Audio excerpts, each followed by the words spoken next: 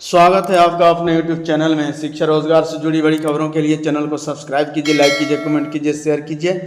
विधानसभा चुनाव के पहले कुल 5 लाख पदों पर होगी बहाली, 2,11,000 पदों पर भर्ती जल्द। समान प्रशासन विभाग ने विभिन्न आयोगों को भेजी रिक्तियों की सूची, चरणवार निकलेगा विज्ञापन। किस विभाग में कितनी होनी है भर्ती, यहाँ लिखा हुआ है, आपको मैं पढ़ के सुना रहा हूँ। यहाँ देखिए, ध्यान दीजिए, गौर कीजिए। शिक्षा विभाग में है 1,38,833, गृह विभाग 22,000 है ना 730, दारोगा 1,339, सिपाही 21,391, स्वास्थ्य विभाग 12,169, पंचायती राज 4,070, राजस्व भूमि सुधार 3,769 और जल संसाधन 4,939, लघु जल संसाधन 1,002, ग्रामीण कार्य 1,843, नगर निकाय 2,759, कृषि 1,441, कैबिनेट विभाग 1,313,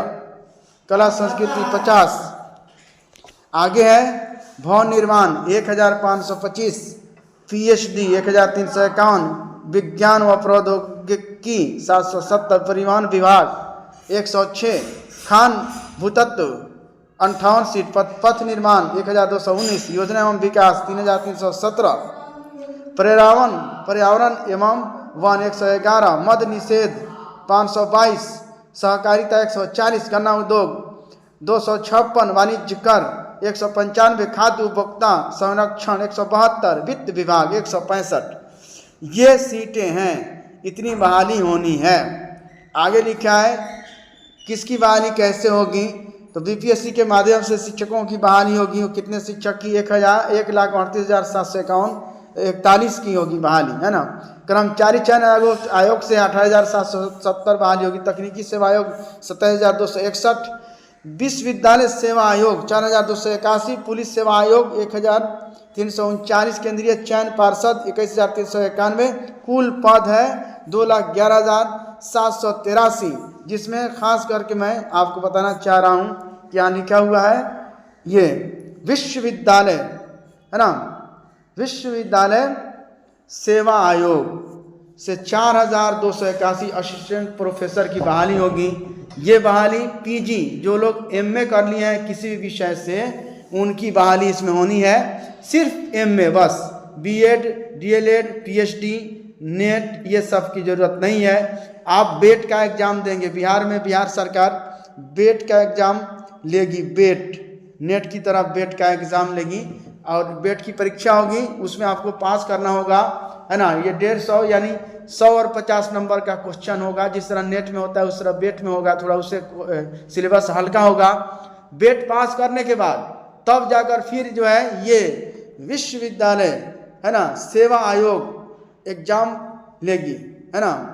तो इस एग्जाम को क्वालिफाई करना होगा, फिर है ना साक्षात्कार क्या ये सब होगा, उसके बाद आपकी बहाली हो जाएगी। तो तैयारी में आपको लग जाना होगा, तब जाकर इसको आप सफल इसमें हो सकते हैं। रिजल्ट बीपीएससी ने दीपावली के अगले दिन शिक्षकों को दी सौगात। हेडमास्टर प्रधान शिक्षक परीक्षा में 42,921 उत्तीर्ण हो गए, पास हो गए। प्रधान शिक्षक के 996 और प्रधानाध्यापक के 90 सीटें खाली रह गई। 5,974 अभ्यर्थी का चयन हुआ प्रधानाध्यापक के लिए, यानी सेकेंडरी और सीनियर सेकेंडरी स्कूलों के हेडमास्टर के लिए। और प्राथमिक के लिए है आपको 36,947 सफल हुए हैं, है ना।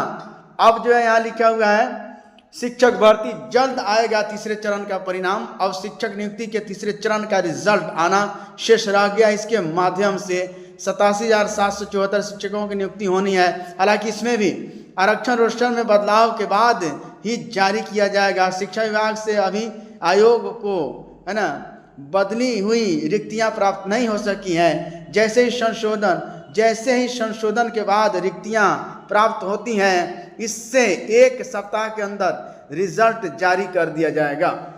Thank you friends. शिक्षा रोजगार से जुड़ी बड़ी खबरों के लिए चैनल को सब्सक्राइब कीजिए, लाइक कीजिए, कमेंट कीजिए, शेयर कीजिए।